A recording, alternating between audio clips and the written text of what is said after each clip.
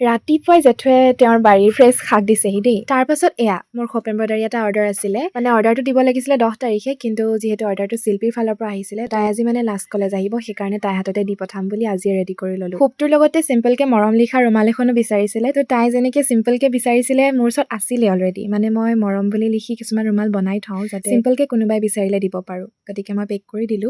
এয়া দিব যাব ওলাইছো, শিল্পীক গৈ বস্তুটো দিলো। তাৰ পাছত মই পিন্ধি যোৱা যে এই কুৰ্তি ছেটযোৰ কেতিয়াবা মানে মোৰ কিয় ললো নিচিনা লাগি যায়, ইমানেই কম। মই টাউনলৈ গ'লে এযোৰ নহয় এযোৰ দেখোৱে, আৰু এগৰাকীয়ে মোৰ মুখৰ আগেদি হাঁহি হাঁহি পিন্ধি গৈছে। ইনফেক্ট তাই চেণ্ডেলযোৰ মোৰ নিচিনা আছে। আৰু ভাগত শেষ হ'ল যিহেতু ব্ৰত ভাঙিবলৈ এয়া চিকেন ললো, তাৰ পাছত মায়ে যে দি পঠাইছিলে 52 তাৰে এইকেইটা ললো। আহি দেখিছো ৰাইজে টেঙা কাটি আছে।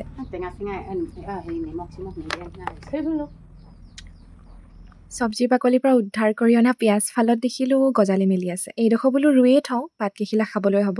তাৰ পাছত সন্ধিয়া এয়া চাকি ধূপ ধূনা জ্বলাই ভিডিঅ'টো এতিয়া সামৰিছো। বাৰু এতিয়ালৈ এয়াই দিয়ক, আগন্তুক ভিডিঅ'ত পুনৰ দেখা পাম। ধন্যবাদ।